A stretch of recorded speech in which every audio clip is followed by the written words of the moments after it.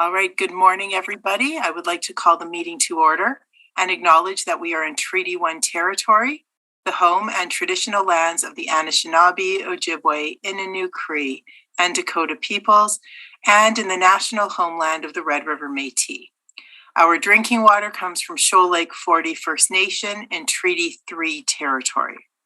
My name is Marla Billinghurst. I will be chairing the meeting this morning. With me on the panel are Mr. Marcel Laurendeau and Mr. Neil Hardin. The City of Winnipeg Assessor is Mr. Jonathan Spacek. I hope I said that correctly. Perfect, good job. And our hearing secretary is Mr. Stephen Lunn.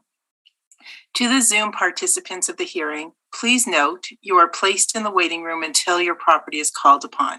When it is your turn, you will be admitted to the meeting. Kindly follow along on the City of Winnipeg's Board of Revision YouTube channel for the hearing process.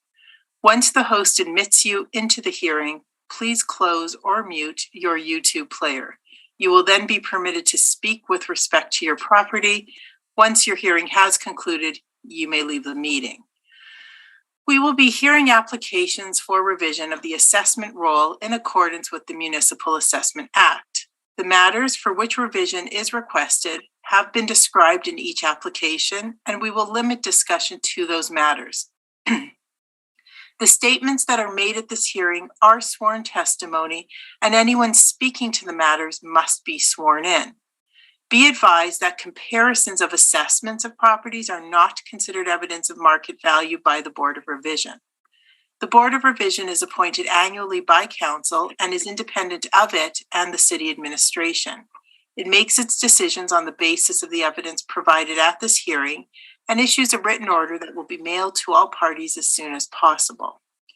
Please note that the Board's decisions with respect to an application may be appealed to the Manitoba Municipal Board if the matter pertains to assessed value or classification, or to the Court of King's Bench if the matter pertains to the application of exemptions from taxation. Should you wish to appeal, information on how to do so will be included with the Board's order. With respect to the hearing process, I will confirm the points of appeal with your property to be addressed with each applicant following the swearing in. We will then have the assessor's testimony followed by questions that the applicant may have, and then the applicant's testimony followed by questions.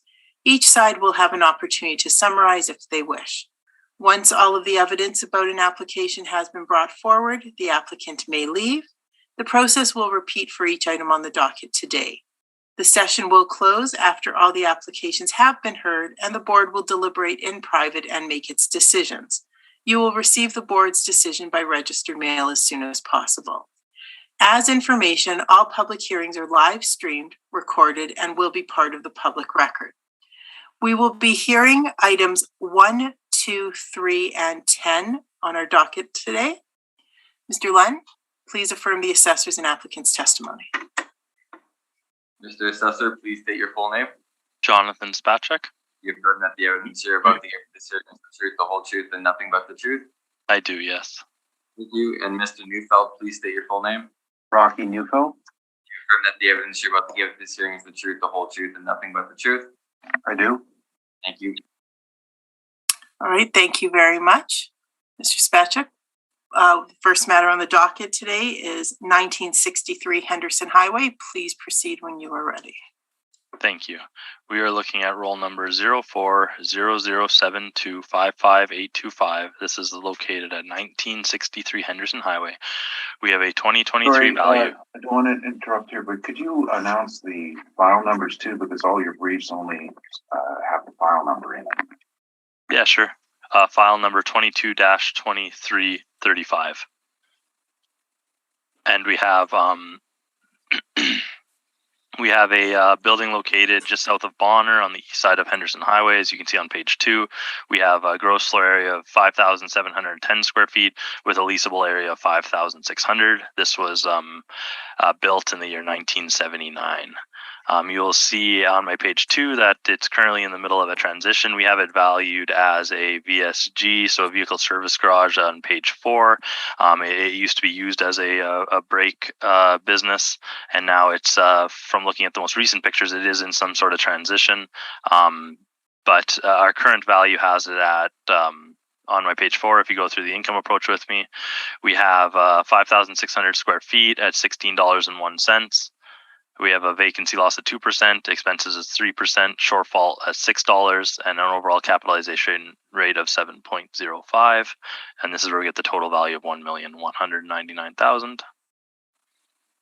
Page 5, we have a list of auto service, vehicle service garage comparables. You can see 15 comparables. Again, mostly on the smaller side. You can see 1,000 to, our highest one at 17,000, but most of them at the smaller 2 to 5,000 square foot size, with an average of 1642, a weighted average of 1453, and a median of 1550. If we turn to page 9, we have a 2020 income and expense information. Again, at the time of this mailer, we have a gross income type. It was partially owner occupied. We have a leasable area in the building of 5,600 square feet, 73.21% vacant. Then you can see on page 11 that the breakdown of the building was one unit of 1,500 square feet, and this was owner occupied. And then we have a second vacant unit in the building of 4,100 square feet.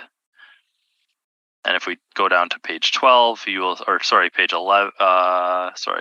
13, you'll see the COVID questionnaire. At the time, it was filled out all no. And that is my presentation. If you have any questions, please let me know. Thank you very much. Mr. Neufeld, do you have any questions for Mr. Spatchik? Yes, so I'm looking at the building permits on this. I see that there were some that were closed, just wiring ones were closed, but the rest are still open. So do you anticipate that there's going to be any supplementals come out as a result of this? Yeah, that would be my guess, that once this is converted, it'll be looked at and updated too. The only permit I saw was for part of it becoming a cabinetry shop, and then I saw that the building as of August 2022, it looked like all the garage doors were taken off, and it was more going to be like a 2-unit multi-tenant building. So yeah, I'm sure once it's looked at, there'll be a sup, would be my guess. Yeah, but that's what I'm guessing. So yeah, I'm reading it. It says multi-tenant interior building alterations. Okay.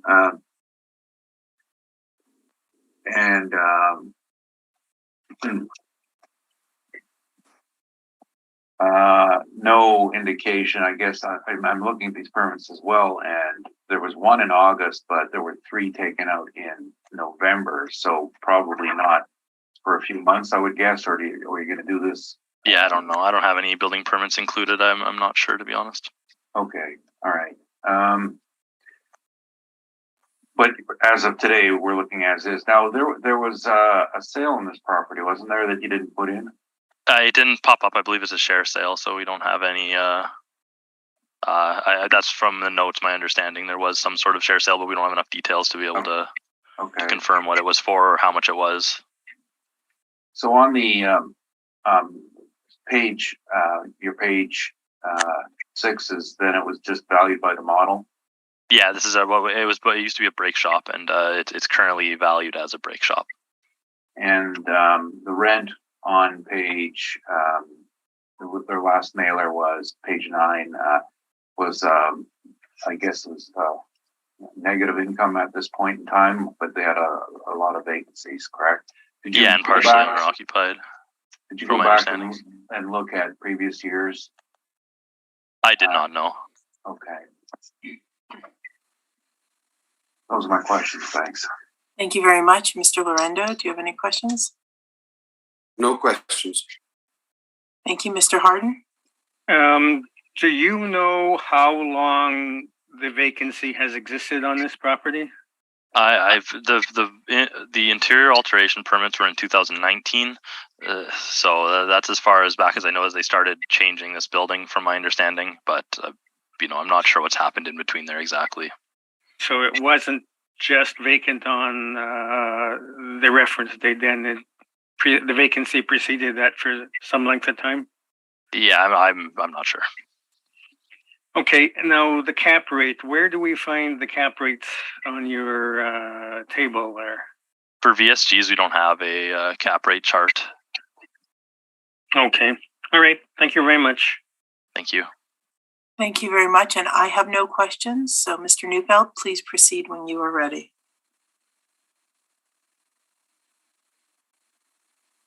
Thank you. So the site is on the overhead picture on page 1 shows a red dot on the subject property, and what's a point worth noting is that the property immediately north, same owner, and the property immediately east, same owner. And the one that's to the east is an irregular shaped lot, and it's a multifamily development. So the same owner gained control of all 3 lots for his own planned development. Never intended on running it as a brake shop. I did actually appraise this myself for different purposes about 6 years ago. So I've been in the shop, and it's inferior. Now, I suspect that since a supplemental will be coming when they gain an occupancy permit, likely sometime in 2023, the assessor will change it. But as it stands today, it's essentially a piece of empty land, theoretically. What we're going to do the same as what the assessor did is value it on the past revenue stream. Until approximately late 2018, it would be considered fully owner occupied. And then at some point in 2019, the owner moved out, and his one of his small tenant, and the assessor has this on his page 11, Aurora Electric, stayed in there for another year, at which point it was vacated again. So this all is part and parcel of someone purchasing a piece of land for development. The owner stays for a while and then leaves, and the new development happens. I think his concept is correct. Leave it as it is until the new role comes, until the permits get closed, whenever that might happen. And the uncertainty of closing permits is also something you shouldn't predict. When it happens, it happens. Sometimes there's delays. So the actual rent that was in place, our calculation works out to about $7 a square foot net, and that's consistent with my review of it going back years and years. There was always a brake shop in there, and then there were some small offices rented to various individuals, and that is the paid rent that it was able to achieve. And that's what we've applied to it. As far as vacancy rate, I'm looking at this and thinking I probably wouldn't have put a vacancy on it because the vacancy is self-induced. So I wouldn't disagree with what the assessor's workup was on vacancy, which I guess the person who made this up was not aware of what was happening. It's a client of mine who worked in a lot of other different areas. So I would just change my vacancy, and I'm just going to give you a number now. And what this will reflect is a building that's getting ready to be developed. So he's at 2%. Yeah, sure, who cares? It's irrelevant, really. And as far as a cap rate is concerned, I'm actually looking at this as a piece of land. I changed the vacancy rate to 2%, and with the other factors, I get a value of $480,000 for half an acre of land, or $960,000 per acre. And in my mind, that would be the appropriate valuation for this. It's a piece of development land until such time as permits get closed.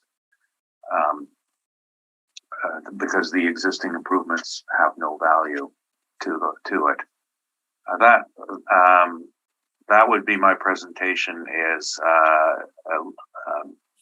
Is again treatment as vacant land, $480,000,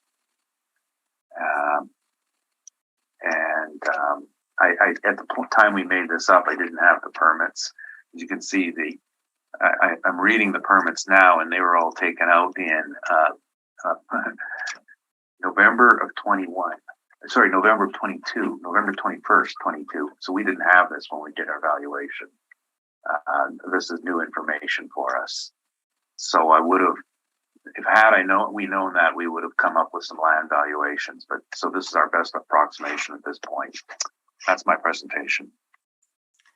Thank you very much. Mr. Spachik, do you have any questions for Mr. Neufeld? I have no questions. Thank you.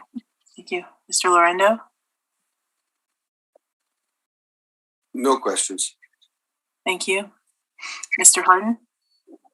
Okay, you're valuing the owner occupied area at $7 based on the rent received from the tenant. Is that correct?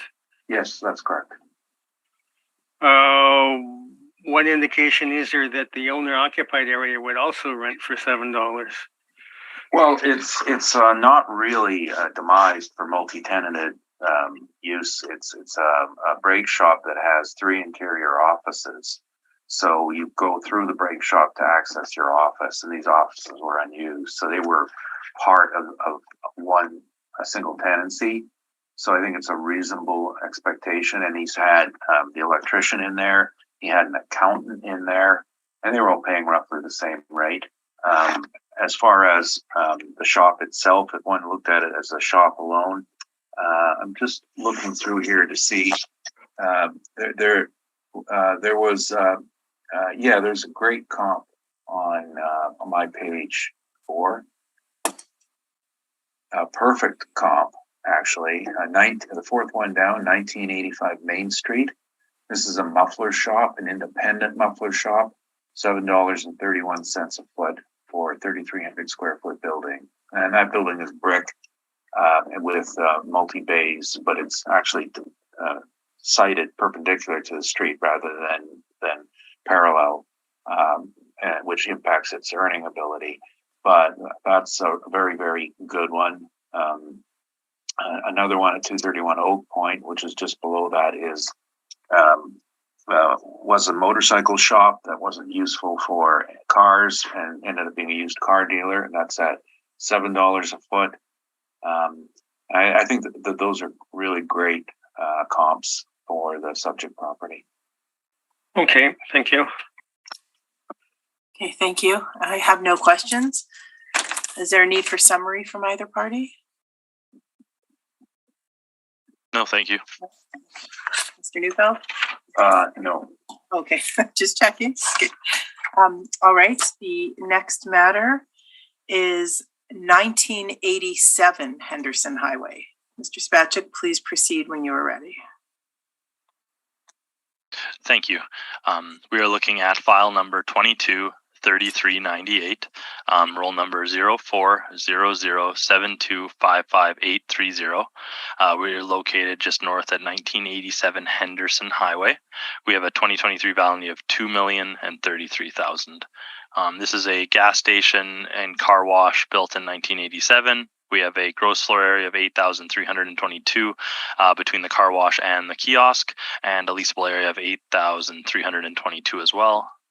If we look at page 2, you'll see the shell where it's located on Henderson and the style. The entrance to the car wash, you can see, is on the left side of the building. It wraps around the back of the kiosk, and it has separate unit car washes. So you drive your car in, use the wand, pay by time, and you leave on the right-hand side of the picture at the bottom of page 2, and the kiosk is in the center. If we turn to page 4, you'll see we have the first of 2 income streams for this property. We have the car wash portion, which is 6,882 square feet at $8.69. And our car wash parameters of the cycle are 2% vacancy, 3% expenses, $6 shortfall, and an overall capitalization rate of 7.55%. This is a total value of $742,000 for the car wash. On page 5, we have a kiosk rent. So the kiosk is 1,440 square feet. We have a modeled rent of $38.77, vacancy loss of 2%, expenses of 3%, overall shortfall $6, and an overall capitalization rate of 5.3%. You'll notice the capitalized value for the kiosk is $998,000, and then there is an additional building value of $293,000, which I'll explain below. So the total income value of the kiosk plus the pumps, and the kiosk where the pumps are is 293,000 plus the 998 for the total of 1,291,000. When you add that together with the car wash, you get that total value of approximately 2 million. You can see on page 6, I've included just showing you can see which ones are included to income by the right hand side of these columns. So you can see that there's some tanks, some fuel pumps, and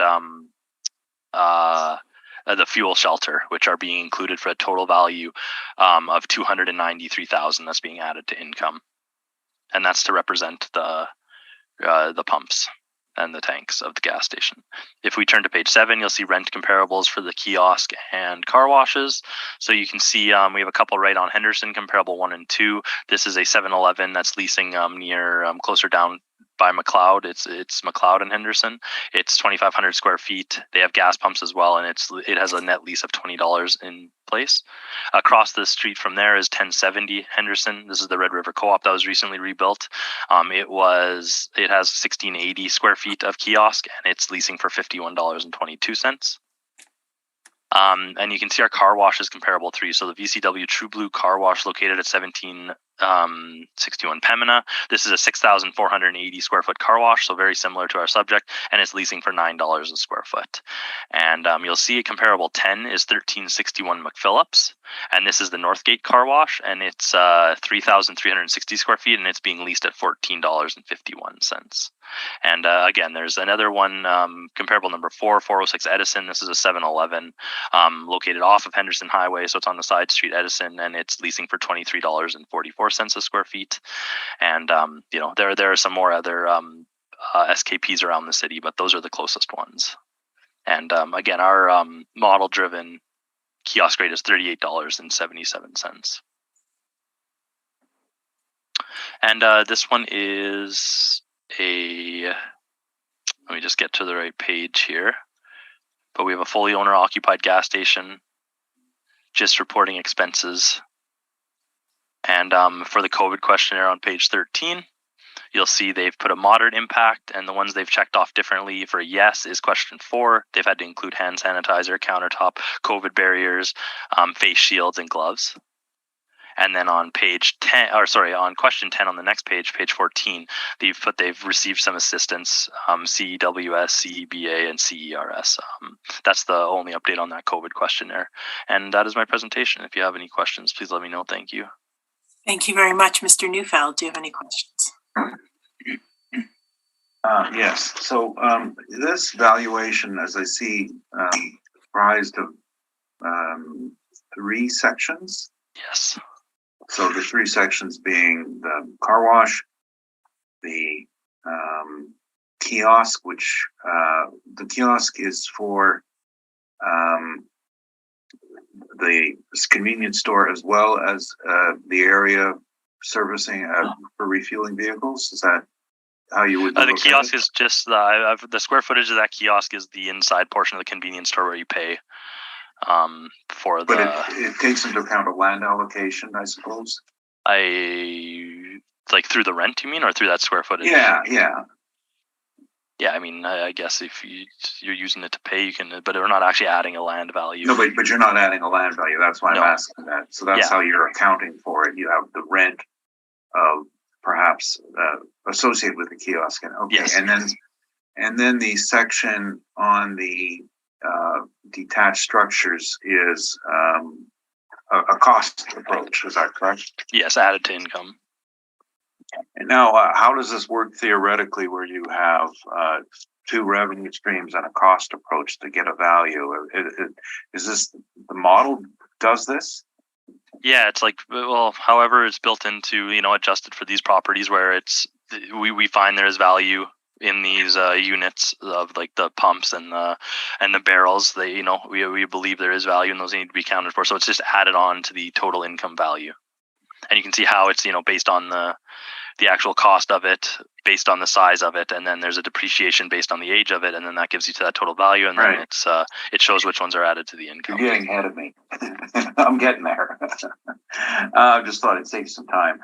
But in this case, though, you've got 2 different capitalization rates. Is this does it, and a cost approach? Do you have 3 titles, 2 titles, 1 title on this property? One title, and then One different title. income streams with different cap rates to represent those portions. So the car wash we're finding is,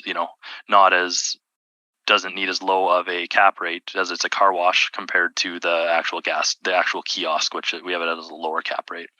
Have you ever seen this style, this format of valuation done in an appraisal? I don't have an appraisal included here. I'm happy to answer questions about the briefs. No, I understand that. I don't want to get off track. This is the model doing this. Yes, format. I'm not doing any of this manually. Now, in regard to your valuation of the equipment here,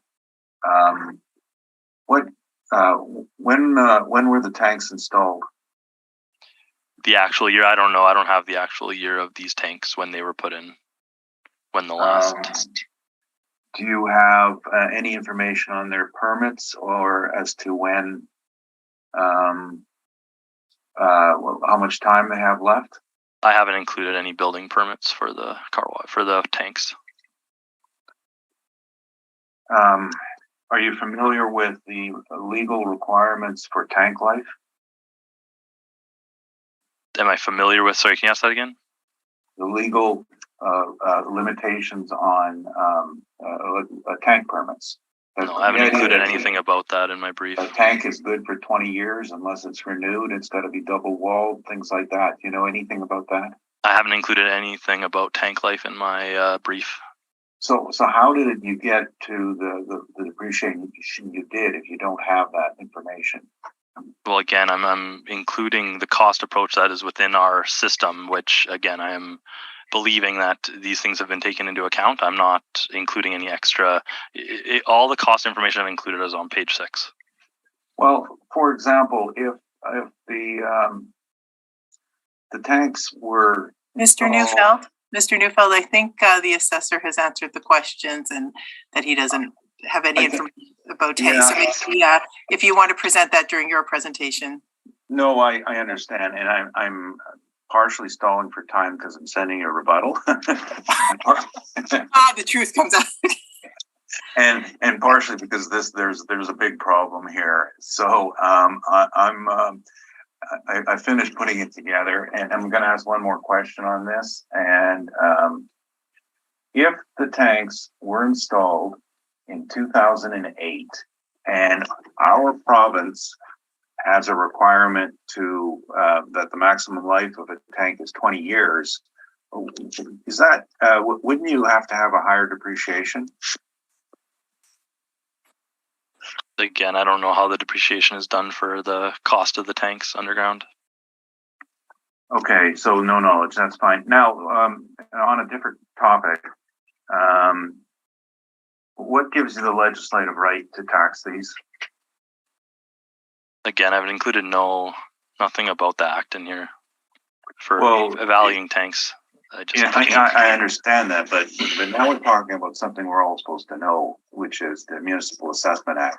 Have you read the act in regard to tanks and piping equipment? Not recently, no.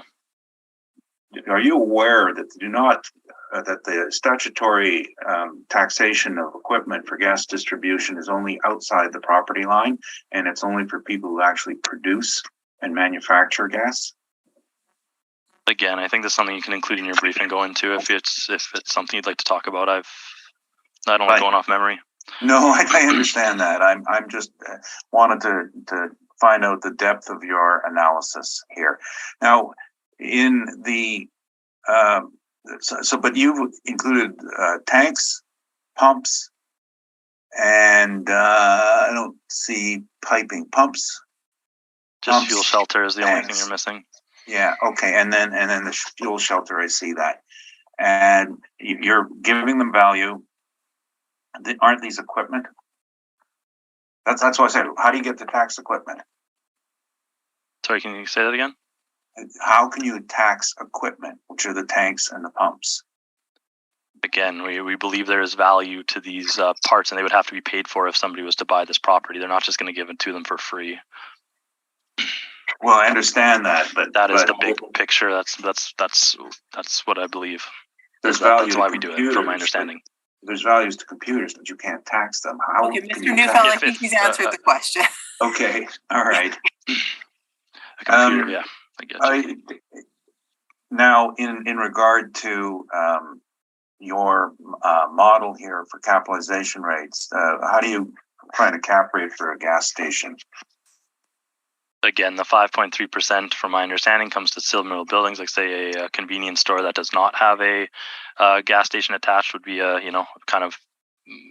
would be my guess of a basis for where you go off something retail like that, where it's a smaller kiosk, and then using that similar cap rates for a gas station kiosk.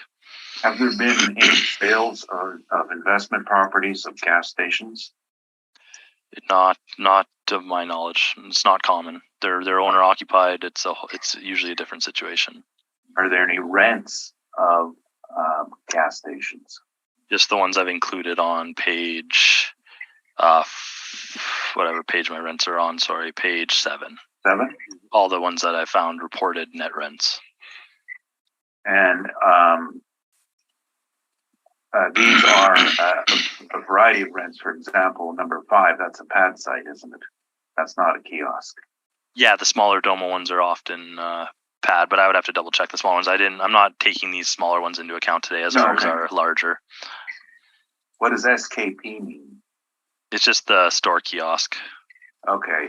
So in the case of these small ones in the Safeways, the Superstore, That's the gas bars. Kiosk, but it's a land allocation they're renting. Again, in the higher ones, the very small square footage ones, those I'm not taking those into account today. I'm not going over them. Okay.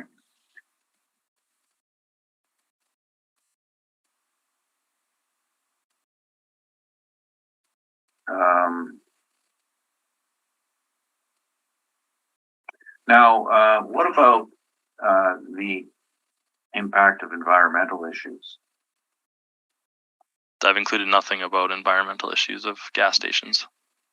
Well, I mean, again, Mr. Neufeld, this is questions on his presentation. So if you have information you'd like to present about that, I'm going there. Does the model take into account contamination? We are not including any contamination information on the modeled rents or the size of it or the cap rates. Those are my questions then. Okay, thank you very much. Mr. Lorendo, do you have any questions? I guess I'm just looking at your page 6. You had the total value income, the total added to income 293, but you had your total of the detached structure, the structures at 340,000. What did you use for a deduction or a reduction in there? So at the bottom of the chart there, you'll see 2. The second last and the last one are paving concrete and paving asphalt. So these are different detached structure values for the paving, and they're not being added to income. So you see the paving concrete is 10,000 not added, and the paving asphalt is 37,000 not added to income.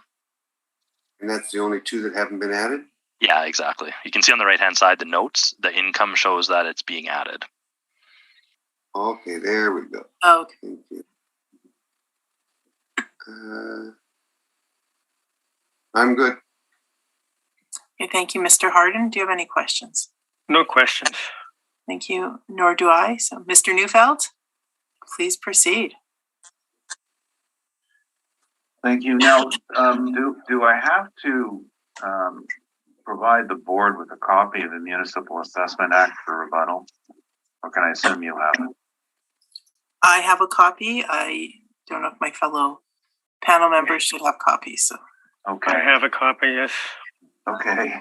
Do you want me to handle rebuttal first or go to my main? No, please do your presentation first, and then we'll go through all the questions, and then we'll go to rebuttal after. Thank you. So 1987 Henderson is a car wash, convenience store, gas station. It's actually, you can see the last property we heard, 1963 Henderson, just two doors down. They were owned at one time by the same family, and I had praised both of them years ago. So I do have fairly detailed knowledge of the site. And don't know if you care at this point in time about expert witness test qualification, but I have been labeled by the Court of Appeal as very flattering. They said I was very intelligent on the subject. Those compliments aren't thrown around lightly. I had 3 judges said it. Yeah, I got it in writing and I framed on the wall. But my background is I've been doing contaminated properties, gas stations for years. I grew up with our family owned a gas bulk oil station and a lot of background on it. So essentially, gas stations are polluters because tanks leak. And in about 30 years ago, the standards changed and the requirement was to go to double wall, and then they instituted permit life. So if it was older than 20 years, your permit ran out. You had a reinspection of 10 year and then at 20 years, and then you could get an extension on the 20 year. And every single gas station in Manitoba is on the environmental list, every single one, because they leak hydrocarbons. Now, the valuation of them is based on what we're doing is we're basing on the 3 components, but the 3 components don't get separated with separate valuation streams because they can't be sold separately. Not only is there a single title, but you've got a single title that's impacted by an environmental issue. You're not going to value them separately because you can't escape the hydrocarbon seepage, which is the fact of life in our gas society. We looked at it on the basis of a bit different from the assessor. So this would be the typical market way of looking at it, which is looking at, you could look at a C-store rent, and there's lots of them around. Our information was $15 was the going rate.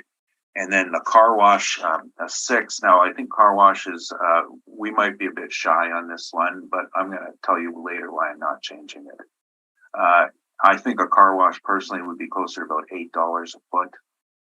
And then the pad and the pumps, which is a separate component. And what we do is a land rental. And we do look at like the Domo sites and ones like that. And the Domo pad site is $18,000 to $20,000. That's what they pay for land rent.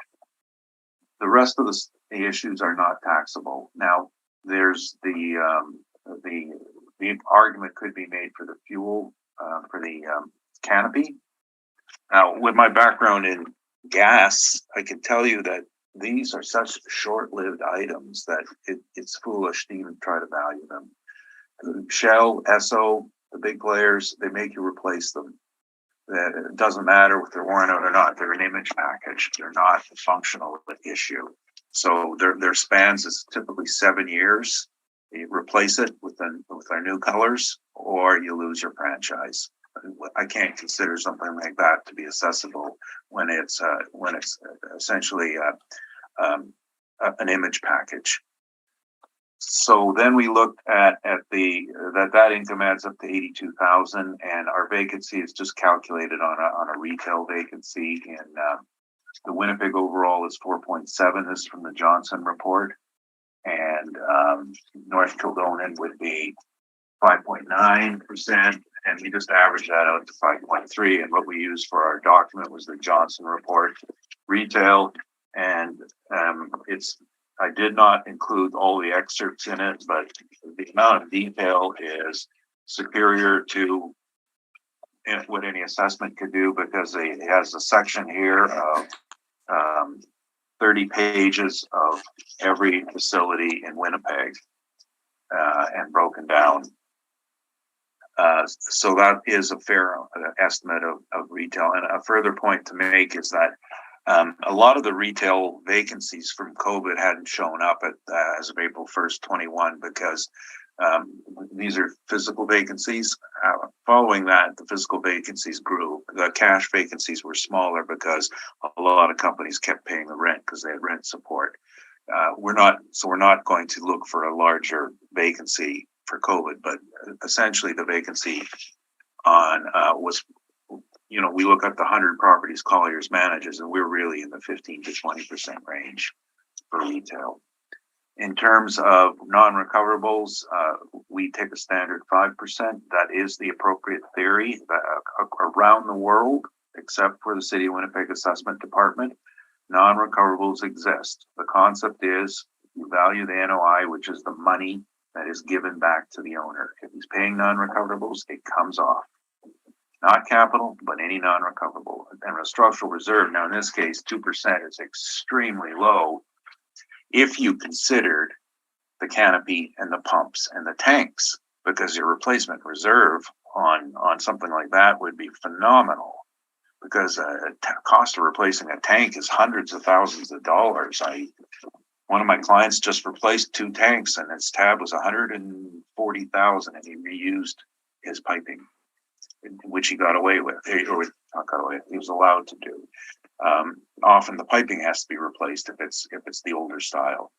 So, but because we're not valuing those, because we believe they're equipment, we have left them out. If you're going to value them, you need a huge replacement reserve. And by the time you've applied it and looked at the cost, the market value of a tank is negative, because you put it in the ground. The minute you put it in the ground, you've actually given yourself a future liability, the cost of removing and cleanup. That's why we don't value them.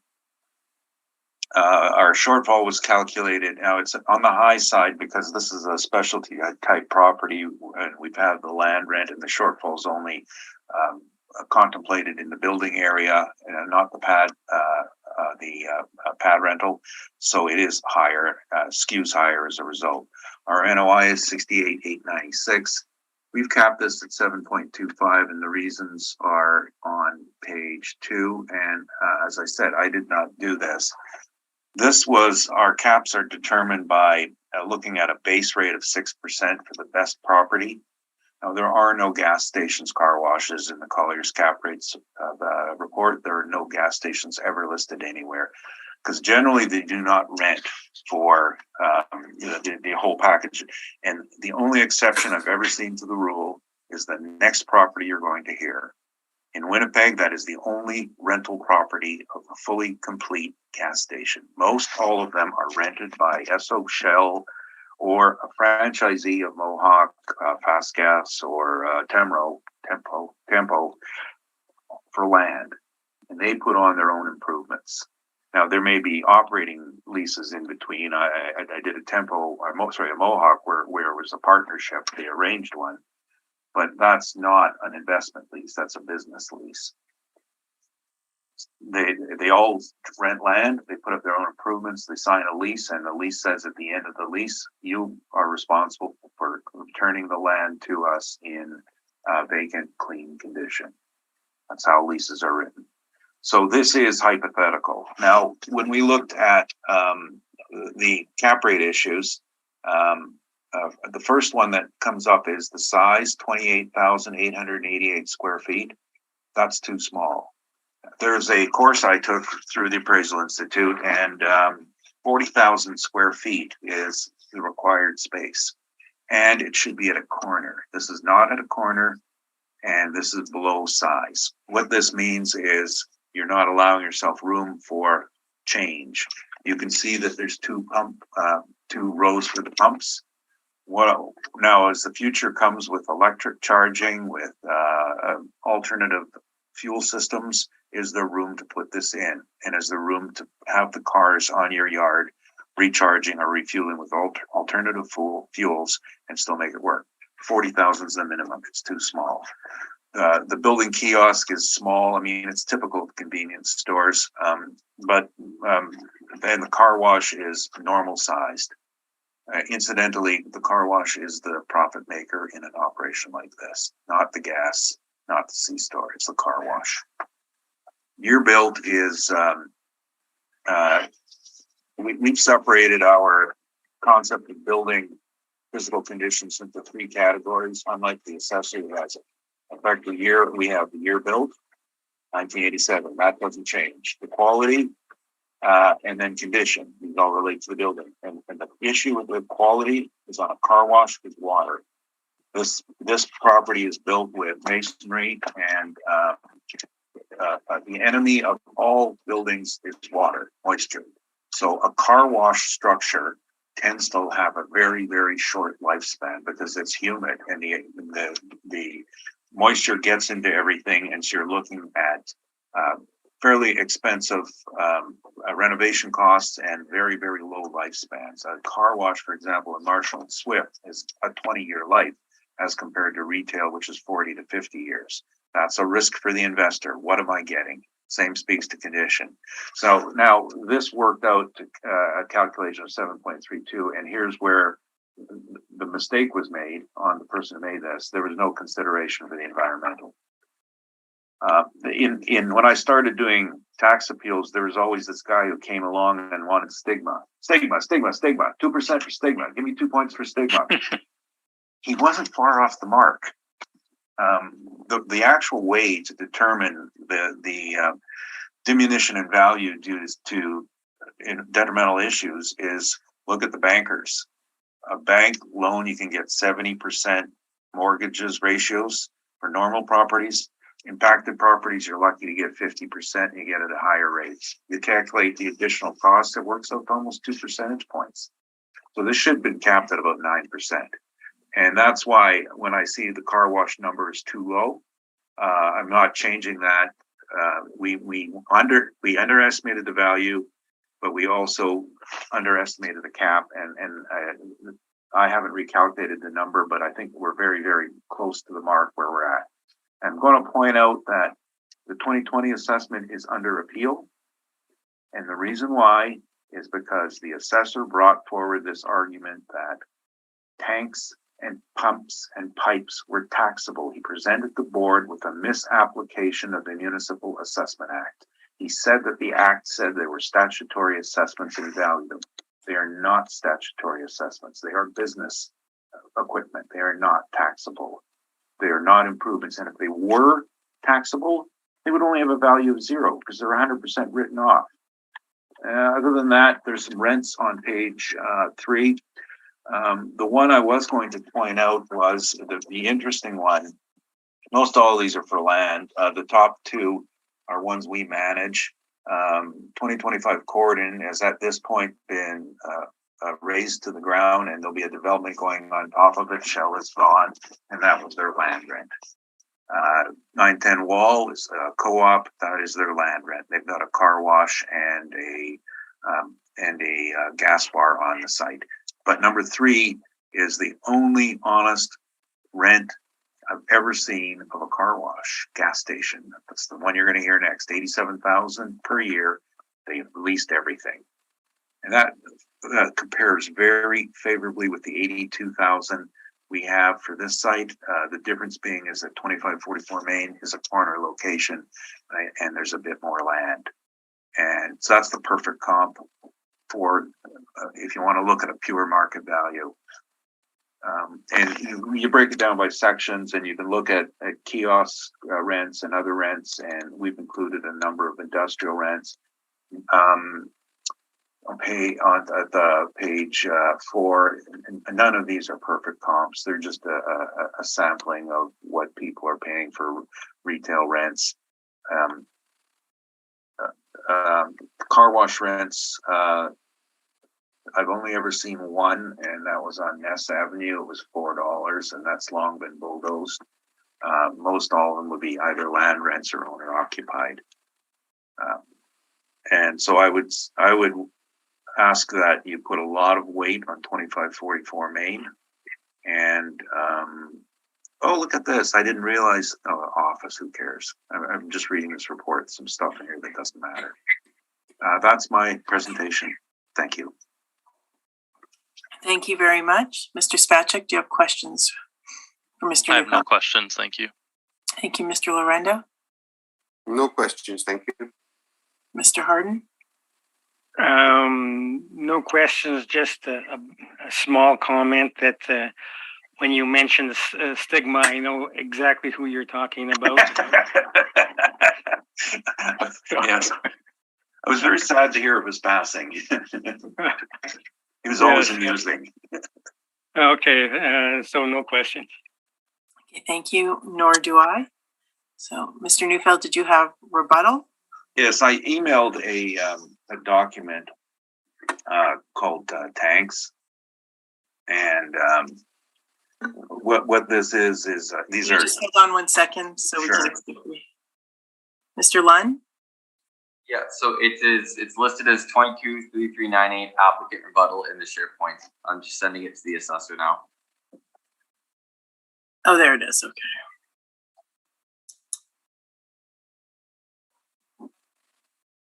It's a 1-page document, is that correct? yes. Okay.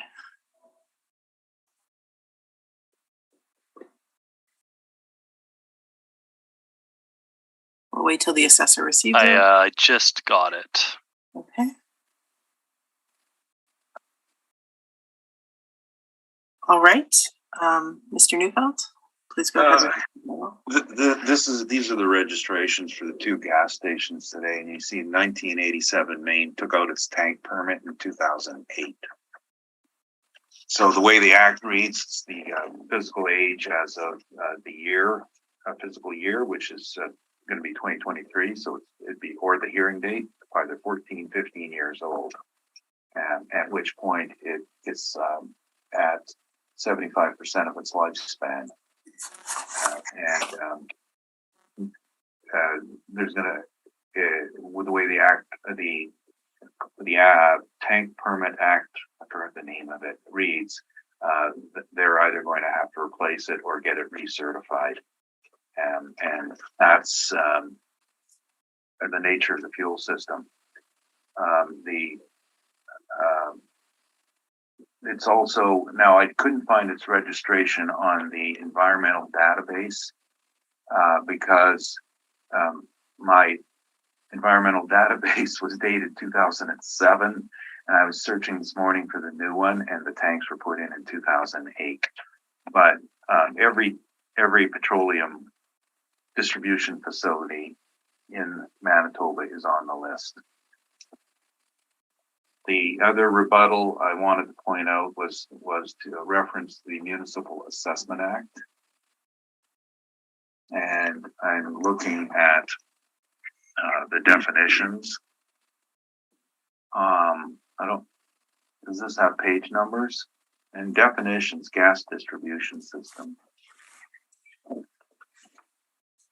And gas. First of all, the definition, these are for statutory assessment application. Gas doesn't mean gasoline. The word gas is been not used properly. The proper terminology for the stuff you put in your car is petroleum. Gas is vapor. So a manufactured gas is natural gas, propane, methane. The Act speaks to gas, not liquids, number one. And then read the gas distribution system, a system that is used for distribution, delivery, furnishing, or sale of natural or manufactured gas directly to consumers who live in a municipality. House delivery of gaseous products. So in 2020, we had an assessor who read this to the board and said, yes, I can tax, and it's a statutory assessment. That's why I took it to appeal. You do not get to tax gas pumps. And this is the act, by the way, the only property I've ever represented where an assessor actually tried to tax the pumps and the pumps and the tanks. Now, continuing along in here, there's also further down, there's oil, natural gas, or salt production. Of course, nobody's saying that.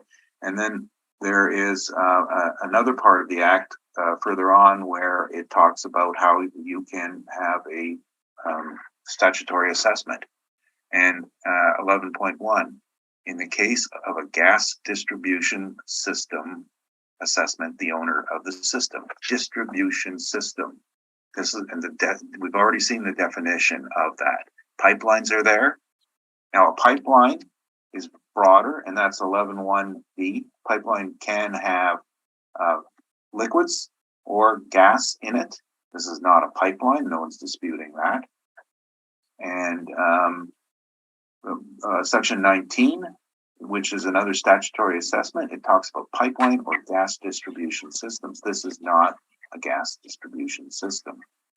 So this is what, and personal property taxation, Section 31(1), again, says the same thing. Personal property assessments shall be made gas distribution systems. Gas, the vapor, natural gas, methane, propane, not petroleum.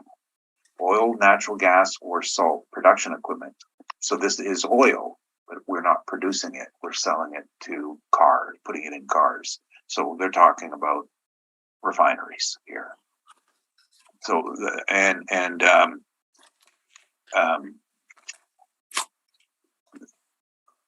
now in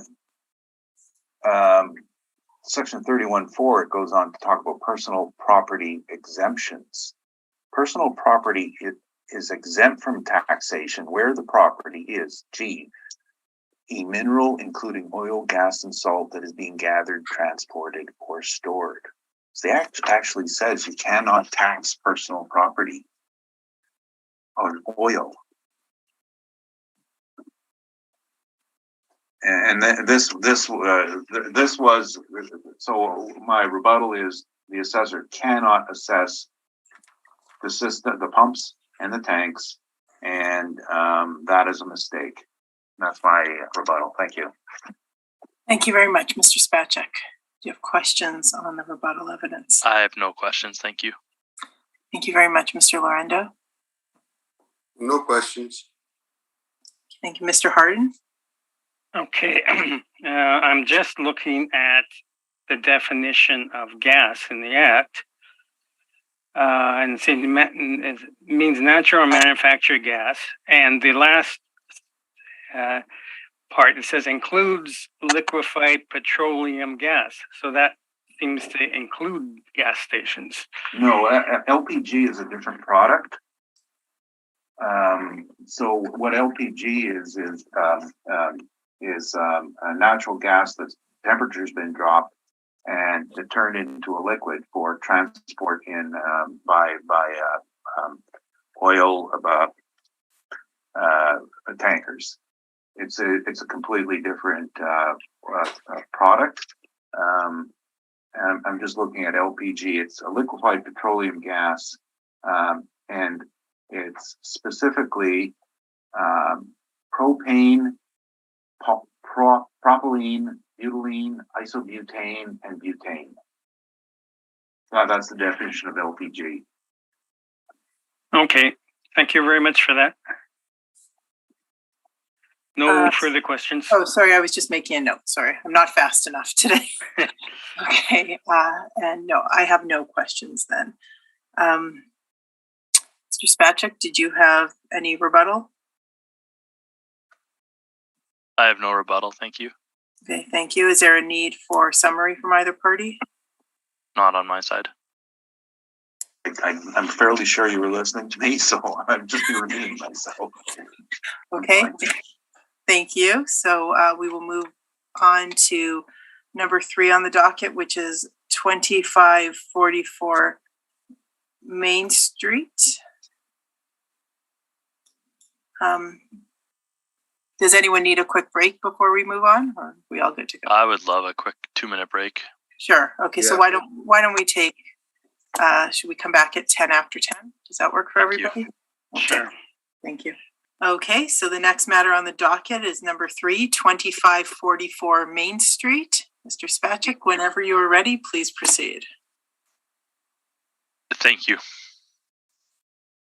If we start at page 1, we're looking at file number 22-2432, roll number 0500328950. We are at 2544 Main Street. We have a roll year 2023, and the value is $1,829,000. We have another gas station and car wash built in 1989. We have a gross floor area of 3,502 with a leasable area of 3,512. You'll notice on page 2, if we scroll down, this is an SO at the corner of Main and Red River Boulevard. So we have that corner location.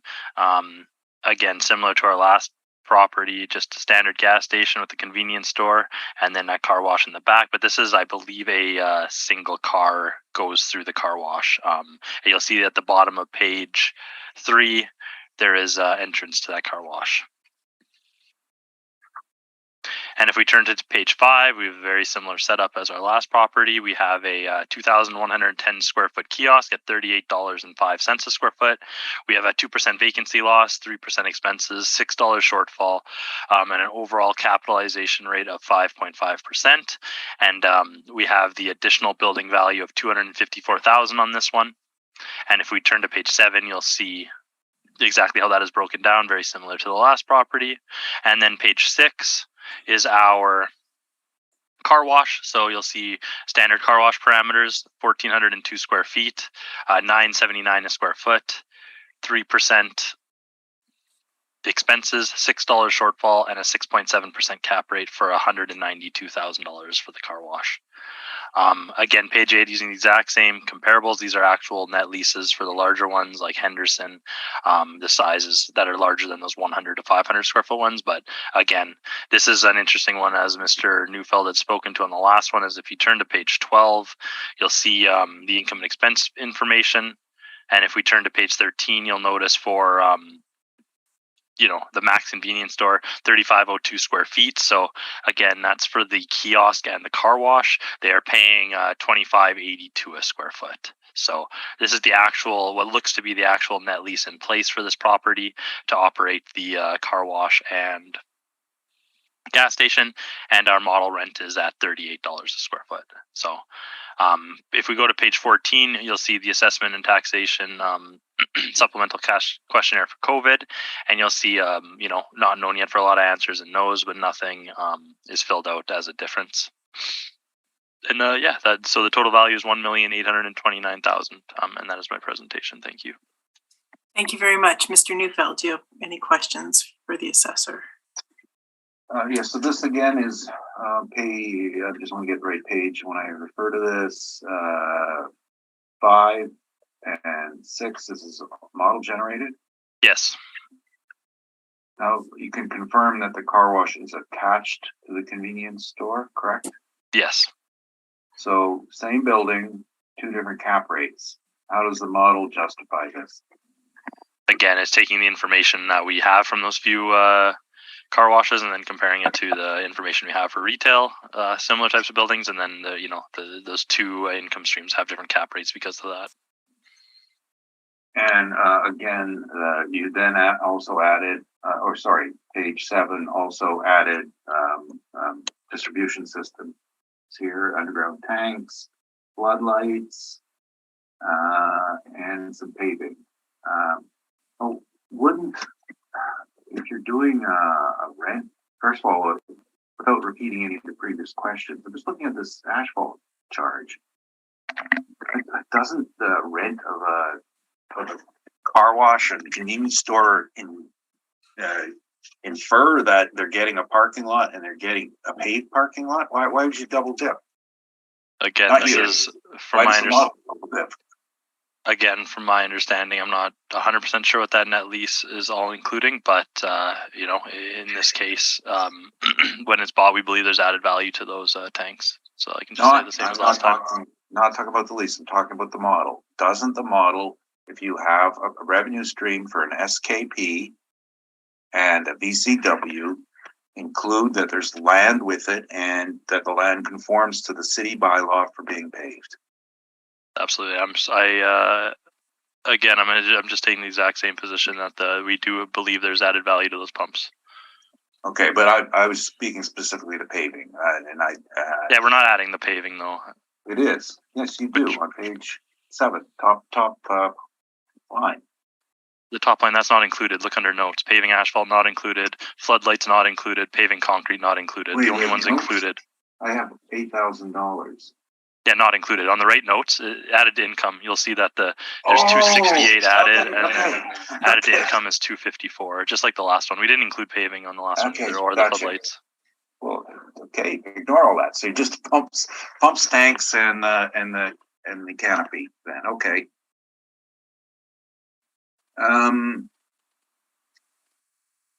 And I guess no other questions. I think they'd just be repeats of the last one, and I can assume that our debate has been kept in everybody's memory. Thank you. Thank you very much, Mr. Lorendo. What page was that where you referred to their rent at $25.82? You turn to page 13. Can you hear my microphone okay? Yeah. No, Okay, something's going on here. But if you just turn to page 13, the commercial rent in place, you'll see in the middle of the page, there is Max Convenience Store is the lease name. And then to the right of that, you have move-in unit area 3502, which matches the size. And you'll see to the right of that, the current rent is $90,405 a year, and that works out to $25.82 a square foot. So that's the rent they're paying for the entire property. Is that correct? That's what it looks like, yes. And you went up to $38? The model is 30. I don't do any of the values. I don't create any of these. Okay. That's all the question I had. Thank you, Mr. Harden. That's okay. I guess the question on that, does that include the rent for the max includes the car wash as well? Yes, from my understanding, that 3502 covers the square footage of both, the whole building. Okay. All right. Thank you very much. Okay, thank you. I have no questions. Is there a need for summary from? Oh wait, sorry, we're not there. I did the same thing yesterday. Yeah, twice.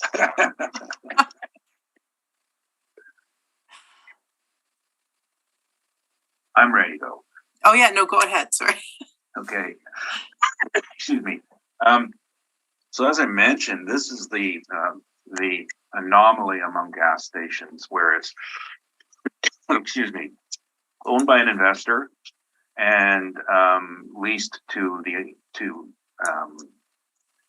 a licensee of Esso. Now, when it comes to negotiating, actually Esso is the one who does the negotiation.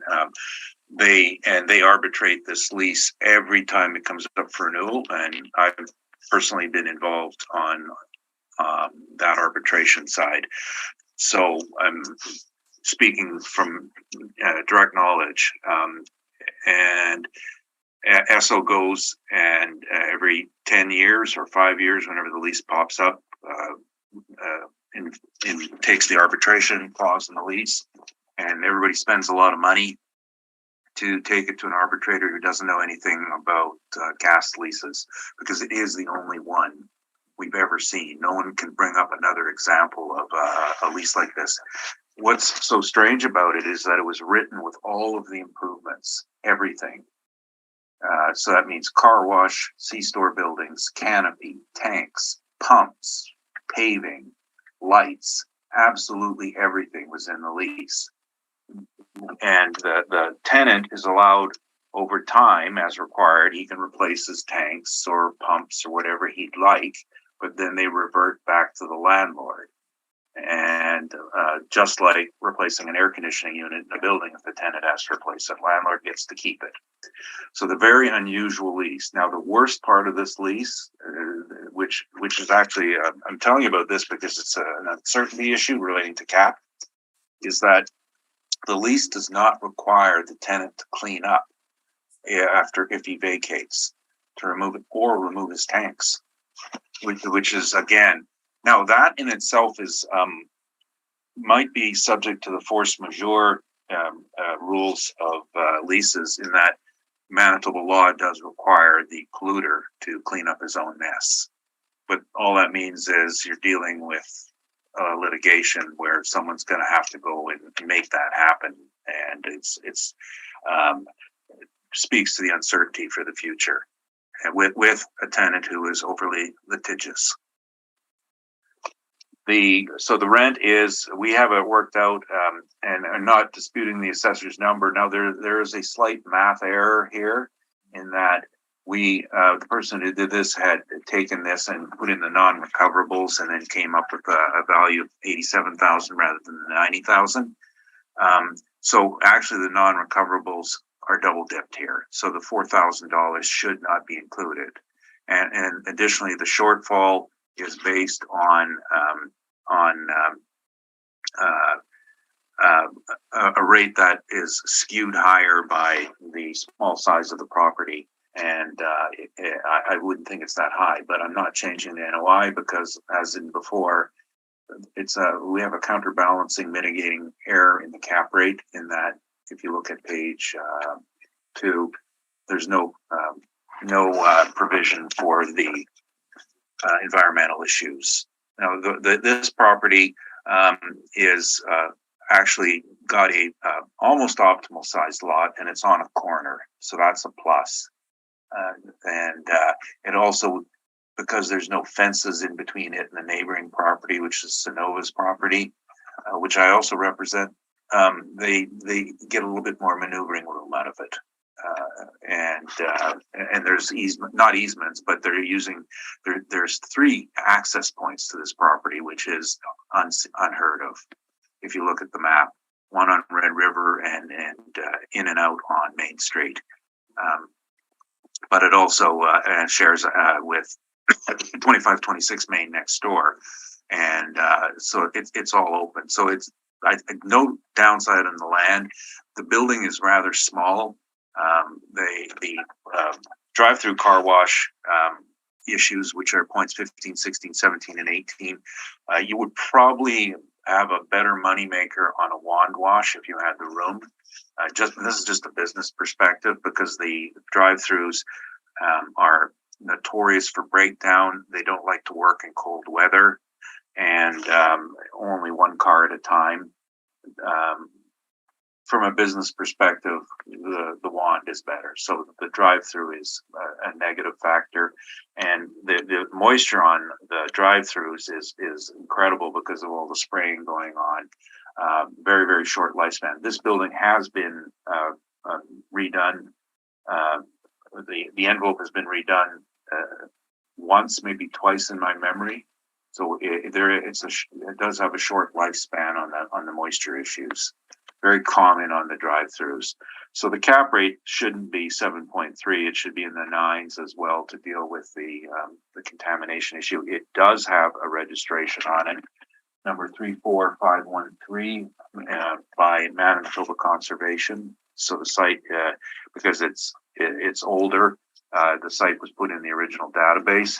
Its tank was dated, the last tank replacement was 2010.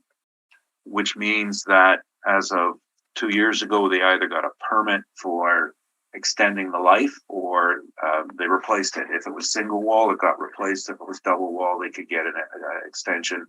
And then there's ongoing testing to do to maintain your permit.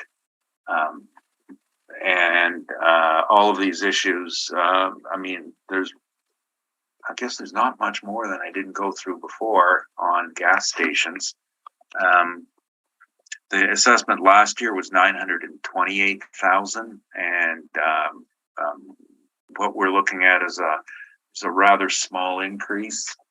But as I said, that the income is understated by about $5,000, but the cap rate is wrong as well. It should be higher. I'm not going to change the number. I do that too much.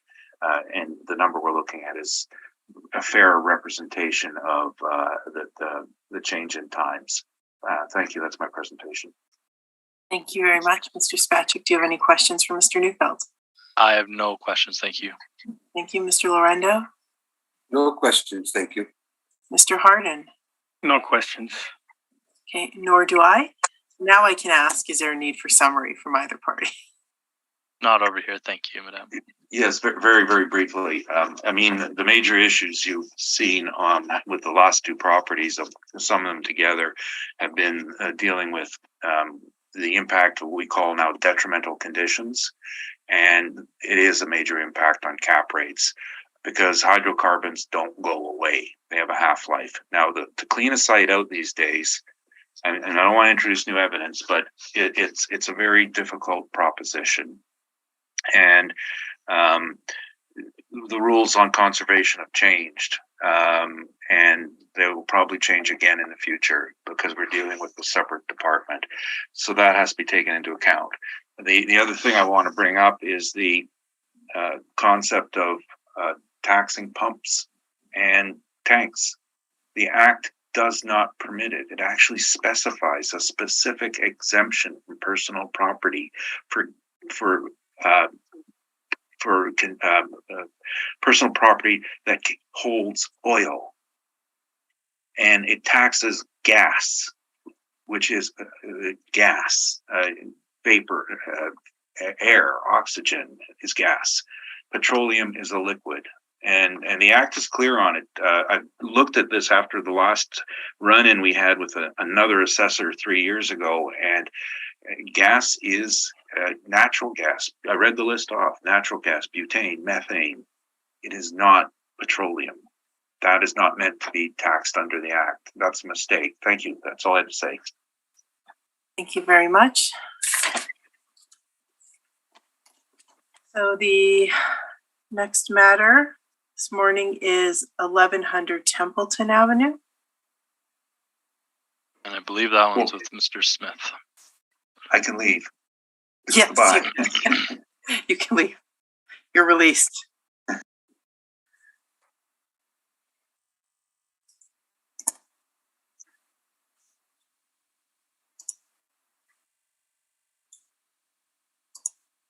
I'll just confirm you before you take a seat. Mr. Applicant, please state your full name. Do you affirm that the evidence you're about to give this hearing is the truth, the whole truth, and nothing but the truth? Thank you. You may be seated. Okay. Mr. Spacek, please proceed when you are ready. Sorry, Mr. Smith, do you need a minute or are you? Fine, thank you. Okay, so Mr. Swear him Spacek. in, just swear him in, shouldn't we? Sorry? You swore Mr. Smith in already. Yeah. Yeah, I missed that. I affirmed him, yes. I affirmed him, yes. Yes, no, I know. I'm waiting for the assessor to proceed. All right, thank you, everyone. We are looking at file number 223331.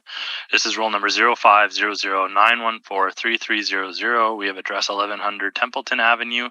This is located just off of McPhillips, as you can see on page 2. We have a 2018 build, so this is a new built owner-occupied collision center and budget car dealership.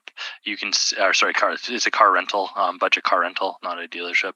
We have a leasable area of 48,944 across all three portions of the building. You can get a good view of the top of page 2. You can see towards the bottom of the building, or towards the south side of the building, you have the budget rental, and then the rest of it is the Jim Goche collision center. So we can see page 3, some more pictures of the parking lot and the building itself.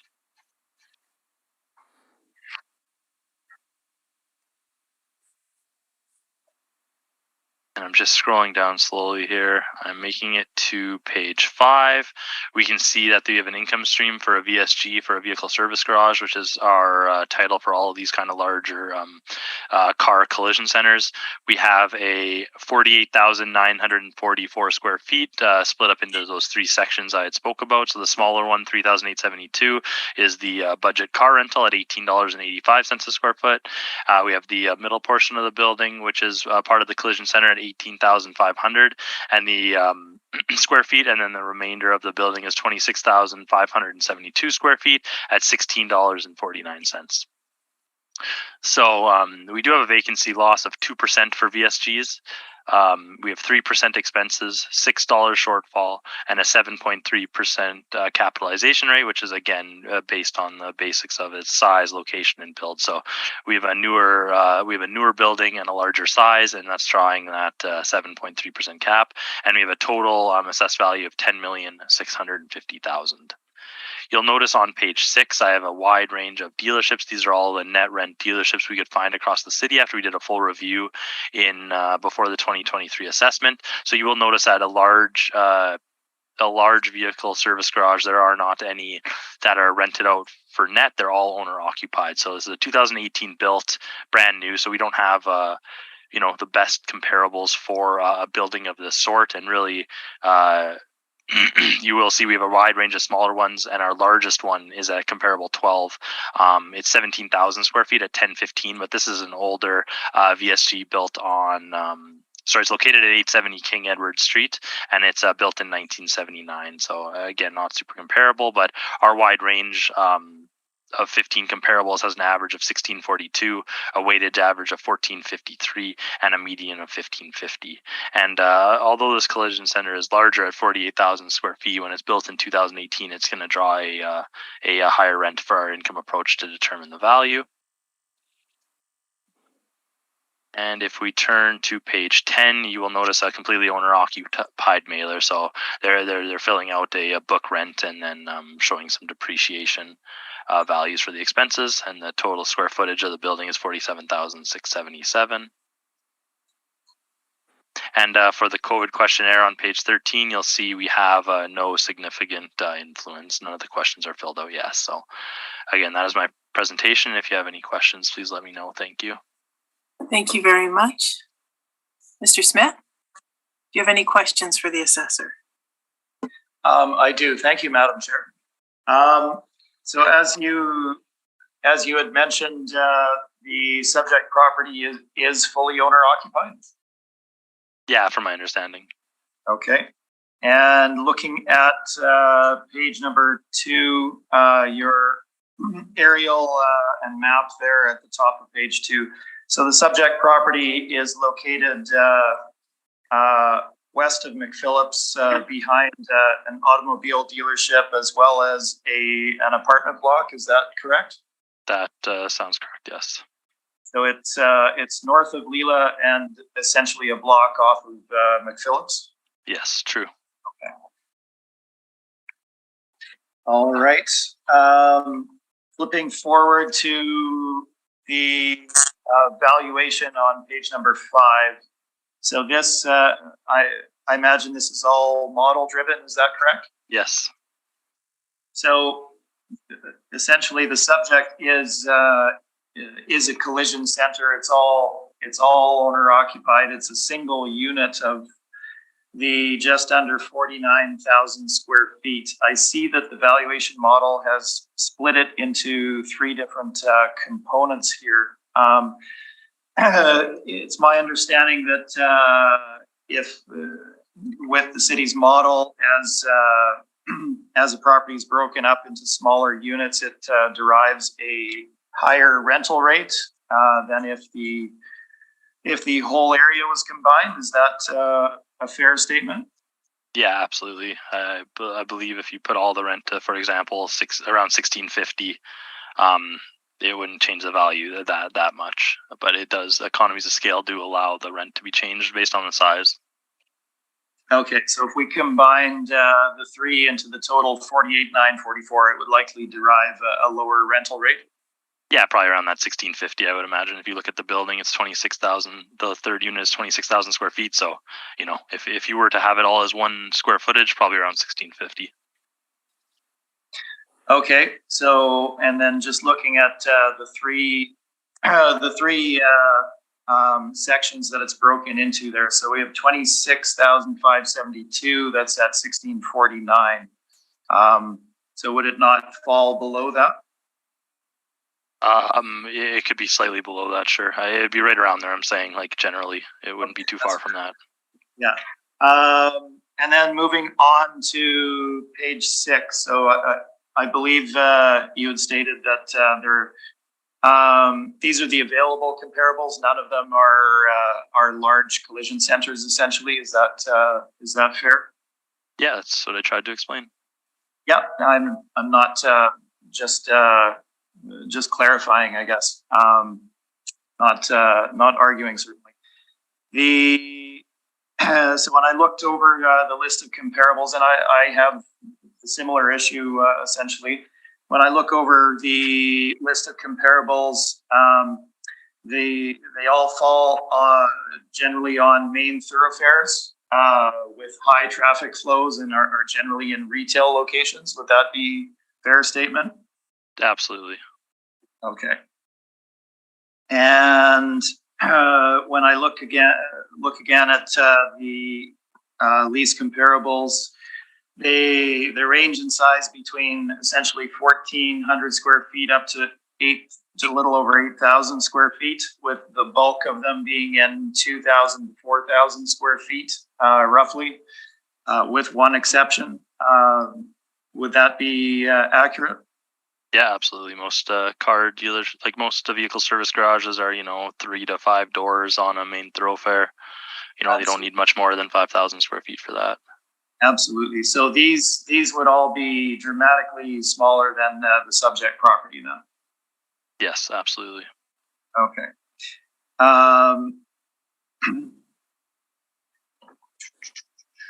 And when I looked for the largest one, so 1870 King Edward at just under 18,000 square feet at a rate of $10.15 a square foot, that would be the closest in terms of comparable size?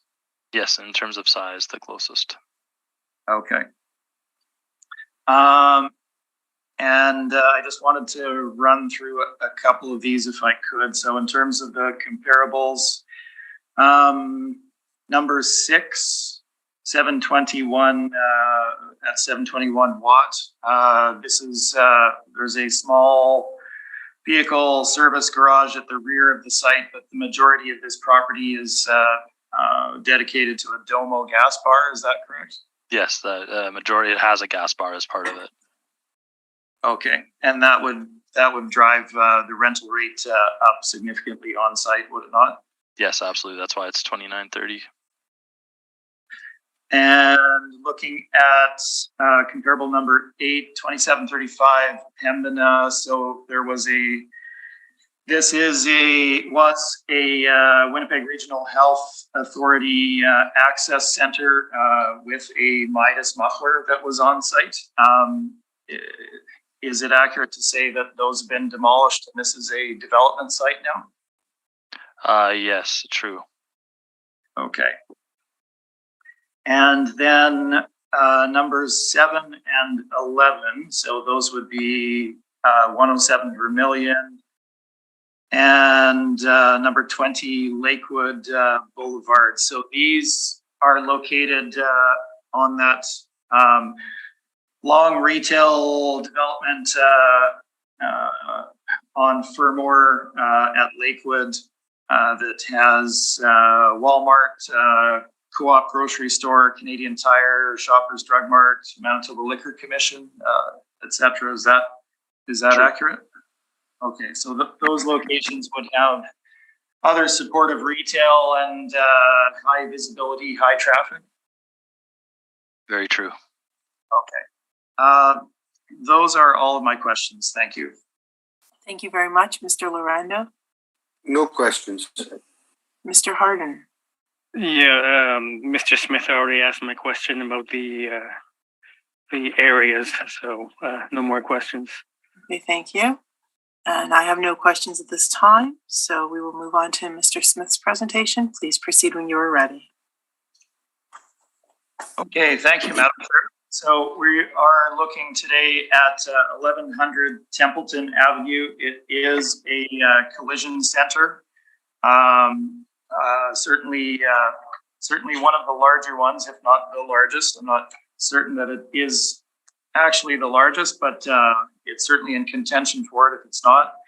At a leasable area of 48,944 square feet. Now, location is critical to looking at the rental rate that should be applied to properties such as this. And if we look at, unfortunately, in our brief, I see that there is not a map that has been provided. So I'll direct you to the city's page number 2. And if you look at the top of that brief, And the aerial there, you can see the location of the property. So as I'd already mentioned, this is located north of Leela by 2 blocks and west of McPhillips by essentially a block. It sits behind an automobile dealership that fronts on McPhillips, and in behind that dealership, there has been a relatively recently built apartment block as well. And then in behind that is where the collision center is located. So when we look at this in comparison to other comparable leases on the market for smaller service garages that are located on main retail thoroughfares with high traffic and high visibility, it's very different than that. Equally, it's essentially peripheral or getting peripheral to the city in the location that it's in. If you think of that area, the Leela and McPhillips intersection, so you have Garden City Shopping Center, which is on the southeast corner of that, with some additional Canadian Tire, I believe, is also located on that site further to the east. On the north side of Leela, you have the big box development that's there. Along McPhillips to the south of Leela, it's all retail strip malls, essentially, etc. But as you head north from Leela, you have obviously the hospital that's located there.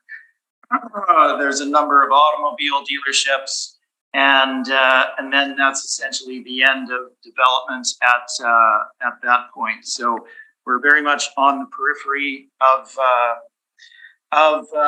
development in that end of the city, and the location of the property is certainly not the same as properties that are located on main thoroughfares. Equally, it's also important to look at a number of things with regard to the comparables. So we need to look at size, obviously, comparing, and granted, I have the same issue that the city has with regard to finding appropriate comparables for properties of this nature, in that there aren't any arm's length tendencies of them out on the market of a similar size and location. But when we look at vehicle service garages of call it 2,000 to 5,000 square feet, even in relation to the subject property at 48,944 square feet, they're vastly different animals, and economies of scale would have a very significant impact on the rental rates that an arm's length tenant would be willing to pay for a property such as this. You're not going to pay the same amount for 49,000 square feet as you will for 2,000 to 4,000 square feet in a more retail-based location. The other issue to look at is what the actual property is. So this is a collision center. It's not a service garage. You can't take your vehicle here for any of the other services that service garages typically provide, repair of your vehicle outside of collision damage, oil changes, etc., tire rotation, all of those things. None of that happens for collision centers. It's simply repair of collision damage to vehicles. So they are different things. Those properties, again, need higher profile locations, smaller area, and they generally drive significantly greater rents than what a larger collision center such as the subject would drive.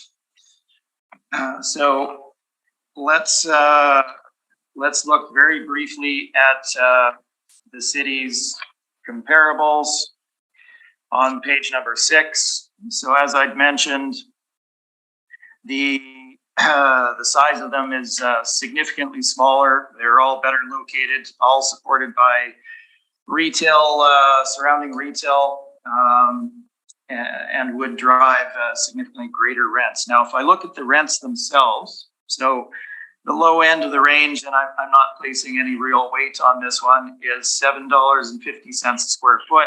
You jump up from there. We have $9 a square foot for comparable number 15, which is a tire place on Pembina Highway. And then the typical range is in that $10 a square foot up to $15, $15.50 per square foot for your, your fountain tires, things of that nature in better locations. So that's kind of the range that we're seeing for these more retail-oriented vehicle service garages. The subject property is roughly 8 times the size of the comparables, say, and would drive a dramatically lower rent. Now, if we look at the location we've already discussed, obviously would have an impact on what an arm's length tenant would be willing to pay as well. Let's flip forward in our brief to page number, it's labeled page number 2. It's the 3rd page in. This compares the City of Winnipeg's valuation model on the left-hand side to Fairtax's model on the right-hand side of the page. Now, I am going to make a slight adjustment to this valuation, and I'll give you the figures for that and then explain why. If we look at the rental rate that has initially been applied, a rate of $12.50 a square foot was initially applied. I'm going to change that to $12 per square foot. And if we make that change, that gives you a top line gross rent of $587,328. The vacancy would be $29,366. And your effective gross income would be $557,962. The changes that would follow below that, structural would change to $11,159. And the non-recoverable expense amount would change to $27,898, giving you a net operating income of $502,594. Now, in terms of capitalization rates, I'm also going to make a slight adjustment here. The initial cap rate applied here is 7.5%. I'm going to reduce that to 7.25%. So if you apply 7.25% cap rate to the NOI, we get a final market value of $6,932,000. Now, the main issue here that we're looking at, obviously, there's the non-recoverable issue, which I won't delve into. Each of you panel members has heard extensively on that. We won't discuss that, and I'll trust your memories to recall our past discussions on that. The main issue here is obviously rent. So looking at the city's valuation model, the city has applied a gross rental rate of, or rather a net rental rate of $16.84 a square foot. Now, I've represented a number of newly built, well-located vehicle dealerships in Southwest Winnipeg, also on McPhillips, that had where the city's valuation model was applying net rental rates well under $16.84 per square foot. Now, and those would be properties that would be in, again, better locations with greater drive-by traffic, etc., than the subject property would receive. They would also be of a slightly smaller scale than the subject property at just under 49,000 square feet as well. If we look at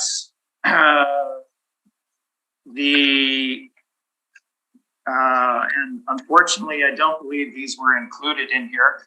I've also represented two large-scale owner-occupied collision centers in the Winnipeg market for 2023. One of them being the collision center at the Point West Auto Park, Unit 90. The valuation decision there by the Board of Revision for the property there was based on our valuation at $12 per square foot. That property is 35,500 square feet. The other collision center, which forms part of a larger property, was just off of Regent, number 1 Owen, forms part of 1376 Regent Avenue for assessment purposes. The valuation decision there by the board was based on our valuation model, which used $11.50 a square foot.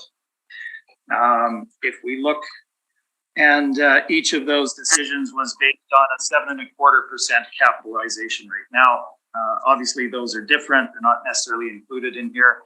If we flip into the addenda of my material here, that's presented here before you, what's labeled beginning as page number 6 onwards, and I won't go through each of these, but page number 6, this is a 2023 decision for a newly built Jaguar Land Rover vehicle dealership on 180 Lowson Crescent, which essentially fronts on Kenaston in southwest Winnipeg there, 34,000 square feet, built in 2021. And the decision was based on my valuation at $13 a square foot, and they applied a 7.25 cap rate to that. Equally, the following property at 200, identical. This is Lexus, built in 2020, 41,000 square feet, $13 a square foot at 7.25. The last one I'll point out is page number 10, 2420 McPhillips. This is the Birchwood Hyundai, close to the subject. Built in 2011 with a recent renovation, 20,000 plus square feet, $13 a square foot at 7.25% cap rate. The remainder of them are there for you to see. But essentially we're looking at higher profile locations for properties that are vehicle dealerships, so a higher end property, and with the vehicle service component that each of those properties always has, forming the rear part of those properties. So those decisions, the dealerships are $12.50 to $13, $13 being brand new, newly built properties. The collision centers are based on, were $12 for unit 90 at, or rather unit 60 at Point West Auto Park, and $11.50 for a property 1 block south of Regent at $11.50 a square foot. Now, looking at this detail, obviously our property is larger, but it is relatively newly built in 2018. We've gone to essentially what I would see as the high end for these properties at $12 per square foot. The capitalization rate, again, I've made a quarter point reduction to 7.25%, and this brings us in line with other properties, giving us our final market value of $6,932,000. I think, well, there's some text at the rear of the presentation with regard to non-recoverable expenses. I won't cover that and leave that for the panel to review. That is my presentation. Essentially, a property of this size would not generate rental rates of a similar amount as significantly smaller vehicle service garages in retail locations. Thank you, and I'm open for questions.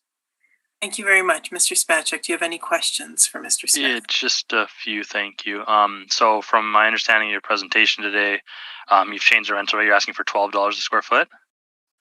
That's correct. And to question you on the comparables, should I be questioning you on my comparables, or have you provided any in your brief to support the $12? Well, what I see here, and we all know the situation. I did not prepare this initial brief.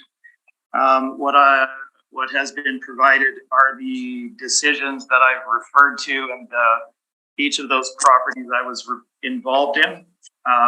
So while those comparables that were presented in those are not included today, I'm very familiar with them and happy to discuss them. I would, of course, agree that no comparables have been provided in the brief in the standard way. Thank you. And for the comparables you brought up on my brief, would you agree that the majority of my comparables are from 1960, 1970, 1980? Let me just flip to it here. I'm sure you're accurate in your assessment there. Yes, I would agree. And then this is the subject today is built in 2018, correct? Yes, I have a 2018 date on it. Yes. Thank you. And and then for what's included in your brief, as you said, you're leaning on, not that you've put it together, but a lot of decisions from this cycle. So you're asking the board to use those car dealership decisions to make a decision today? No, not specifically. What I was providing the board is additional detail, kind of background information. I'm not asking them to base this assessment on other assessments. I'm simply providing them with further information with regard to other similar properties that have been before the board and results that have come out of those. Okay, thank you. And I usually don't attach board decisions, but I noticed they didn't attach the board decision for this one last cycle. Would you confirm that it was confirmed at $10,241,000 and not taken to the municipal board?